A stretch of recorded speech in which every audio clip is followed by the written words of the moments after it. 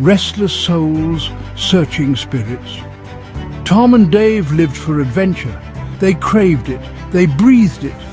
Each new horizon held a siren's call, pulling them to far-flung corners of the world. They'd scaled treacherous mountains, navigated bustling marketplaces in foreign lands, and tasted the strange and wonderful flavors of countless cultures. But their restless spirits always yearned for more. They were drawn to the mysteries that lay hidden beneath the surface, the whispers of forgotten stories echoing in ancient stones. This insatiable thirst for the unknown led them to the heart of Bangladesh. A small, dusty village, nestled on the edge of a sprawling jungle, beckoned them with whispers of a forgotten legend. The air hung heavy with the scent of jasmine and the weight of unspoken secrets. The villagers, their eyes wary, spoke of a crumbling bungalow swallowed by the jungle's emerald embrace. It was a place of sorrow, they said, haunted by a tragedy too painful to forget. Whispers on the wind. Tom and Dave, their curiosity piqued, were captivated by the village whispers. The legend spoke of a woman, her beauty unmatched, trapped in a loveless marriage. Her jealous husband, consumed by rage, took her life within the bungalow's decaying walls. Now her tormented spirit roamed the halls, they said, forever searching for peace. Despite the villagers' warnings, Tom and Dave were undeterred. They were seasoned travelers, their backpacks overflowing with maps, compasses, and a healthy dose of skepticism. They'd encountered their fair share of local tales, stories spun to ward off curious outsiders. The bungalow, cloaked in shadow and draped in vines, seemed to beckon them closer, daring them to unravel its mysteries. They convinced the village elder to provide a guide, a young man named Raj, his eyes wide with a mixture of fear and fascination. A shadowed welcome. As twilight painted the sky in hues of orange and purple, Tom, Dave and Raj stood before the bungalow's rusted gate. The jungle pressed in on all sides, a symphony of chirping insects and the rustling of unseen creatures. The air, thick with humidity, carried the scent of decay and the faintest hint of jasmine. Raj, his gaze fixed on the ground, muttered a silent prayer before pushing open the gate with a groan of rusted metal. The path to the bungalow was overgrown, swallowed by weeds and choked by vines. Each step was a battle against nature's relentless grasp. The bungalow loomed before them, a skeletal silhouette against the dying light. Its windows, like empty sockets, stared back at them. The once bright paint peeled from the walls like scabs, revealing the rotting wood beneath. The weight of silence. Stepping over the threshold, Tom and Dave felt a palpable shift in the atmosphere. The air, heavy and still, pressed down upon them like a suffocating blanket. The only sound was the frantic chirping of crickets, abruptly silenced, as if an unseen hand had stifled their song. They exchanged uneasy glances. Even in their years of exploration, they'd never encountered a silence so profound, so absolute.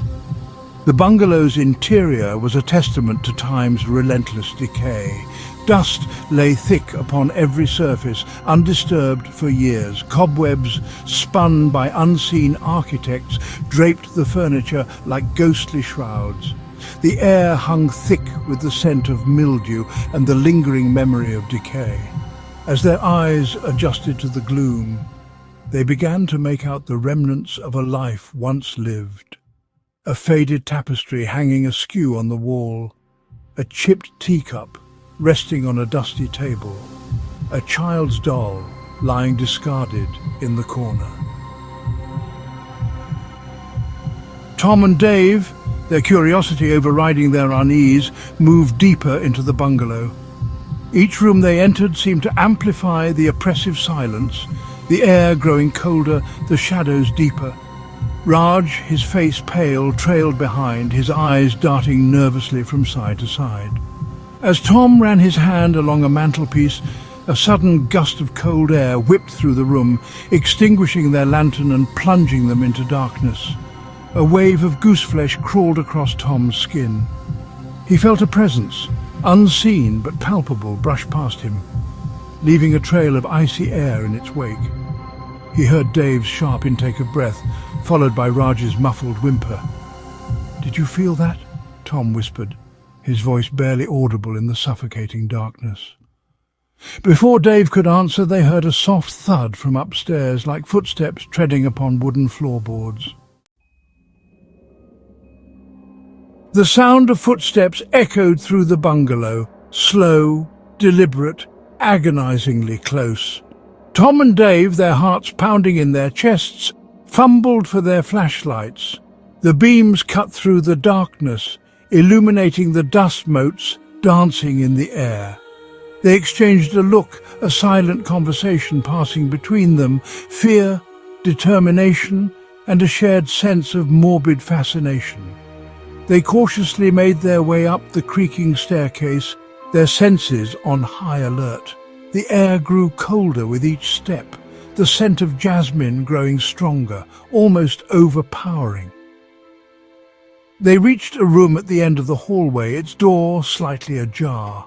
A pale light, faint and ethereal, emanated from within. It beckoned them closer. They pushed open the door, their flashlights illuminating a small, dusty room. A single window cast a sliver of moonlight upon a wooden writing desk. Upon it lay a leather-bound diary. Her name was Amina. The diary, its leather cover cold and slightly damp to the touch, seemed to pulsate with a life of its own. Tom, his fingers trembling slightly, opened it to the first page. The handwriting, elegant and flowing, spoke of a woman named Amina. Her words, filled with a mixture of hope and despair, painted a vivid picture of her life within the bungalow's walls. She wrote of her loneliness, her husband's cruelty, her longing for a love that would never be hers. As they turned the brittle pages, a wave of sadness washed over Tom and Dave. Amina's words were a window into a soul trapped, her spirit yearning for freedom. They read of her secret rendezvous with a young man from the village, their love forbidden, their meetings cloaked in shadow. But her husband, consumed by jealousy, discovered their secret. The final entry, scrawled in hurried, desperate strokes, spoke of his rage, his threats, her growing fear. Vengeance in the walls. Tom and Dave exchanged a chilling look. Amina's story, filled with such raw emotion, felt as real and present as the dust motes dancing in the moonlight. They could almost feel her presence in the room, her sorrow a tangible weight upon their chests. They closed the diary, its leather cover cold beneath their fingertips, and turned to leave. But as they did so, the temperature in the room plummeted. The air crackled with an unseen energy. The faint scent of jasmine intensified, morphing into an almost overpowering fragrance, thick and cloying. And then they saw her. A translucent figure, shimmering in the moonlight, materialized before them. Her features, though blurred and indistinct, held an expression of profound sadness, her eyes reflecting a lifetime of pain and betrayal. Desperate flight. A primal fear, cold and sharp, gripped Tom and Dave's hearts. They stumbled back, their flashlights falling from their grasp and plunging the room into darkness. The figure, bathed in an ethereal glow, glided towards them, her voice a mournful whisper that seemed to seep into their very bones. "He took everything from me," she hissed, her voice filled with an icy rage. "My life, my love, my future." Instinct took over.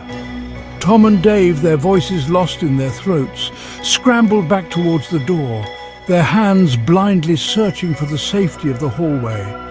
They could hear the figure's mournful cries echoing behind them, her rage palpable in the air. They fumbled their way down the creaking staircase, their lungs burning, their legs heavy with terror. A truth too terrible to speak. They didn't stop running until they reached the relative safety of the village, the bungalow's looming silhouette receding into the darkness behind them. Raj, his eyes wide with terror, clung to their heels, his breath coming in ragged gasps. They collapsed onto the dusty ground, their bodies trembling, their minds still reeling from the encounter.